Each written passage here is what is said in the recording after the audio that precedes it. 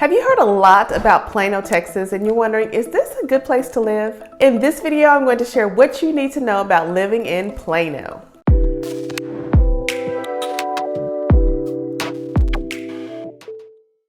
I'm Keela McGraw, your favorite Dallas-Fort Worth realtor, and if you are considering relocating to the area, Plano is probably one of those cities that has come up on your list. It is a very popular city.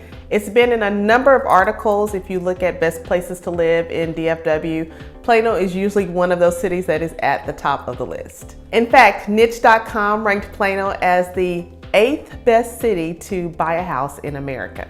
So with a population of just over 288,000 people, Plano is definitely one of those cities that is popular here in the DFW area. So let's get started about the location of Plano. So Plano is a suburb of Dallas. It's just north of Dallas. It's one of those cities, because of its location, it's easily accessible. You have a number of toll roads that go through Plano. You have the Dallas North Tollway, you have the Sam Rayburn Tollway, you have Highway 75, but you also have the George Bush Turnpike. So if you live in Plano, highway accessibility is not an issue. Of course, when you're considering a city to live in, you want to know how far that city is from the airport.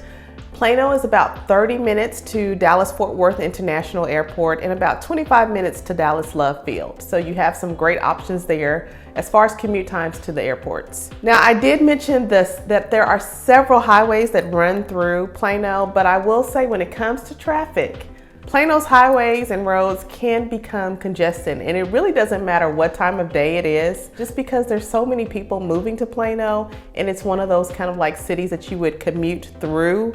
You will see quite a bit of traffic in those areas, especially on those highways. And when it comes to commuting, if you think about commuting from, let's say, Fort Worth to downtown Dallas, that's probably about a 30 to 40 minute commute.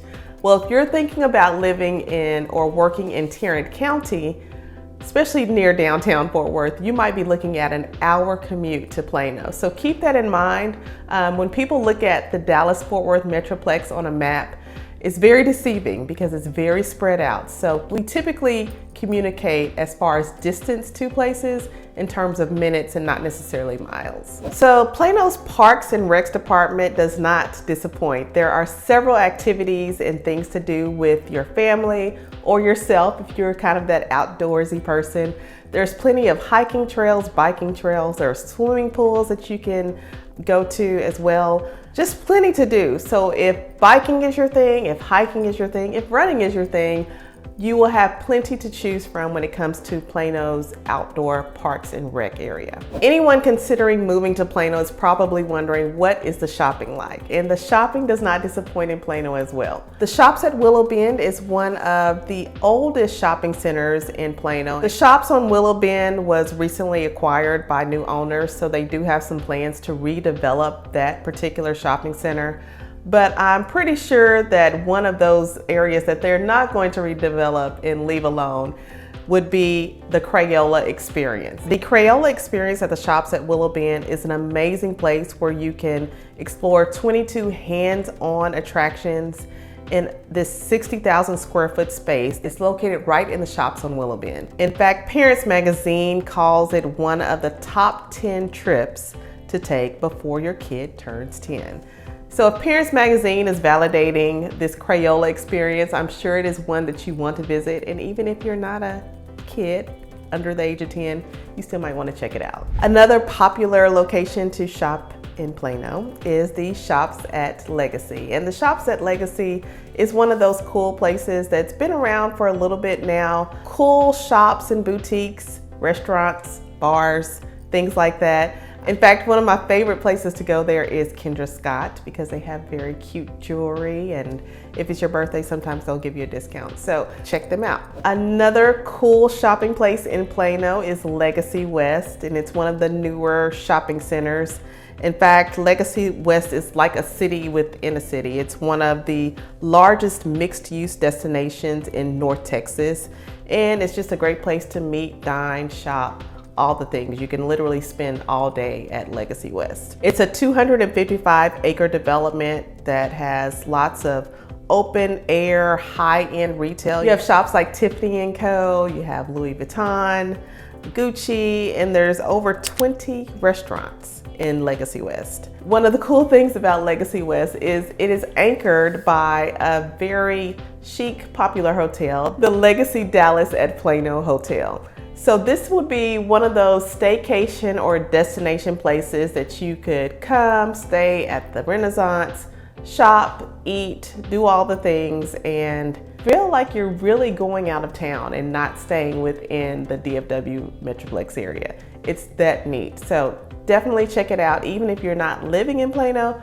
go visit. So one of the frequently asked questions that we get when people are thinking of relocating to the Dallas-Fort Worth area is, what is the cost of living? And the cost of living in Plano is a little bit higher than the average in Dallas, as well as nationally. According to payscale.com, the average cost of living in Plano is about 21% higher than the national average. When it comes to housing in Plano, that kind of ties into cost of living. Housing cost is about 36% higher than the national average. And to put that into perspective, in March of 2023, the average cost of a home in Plano was about $500,000.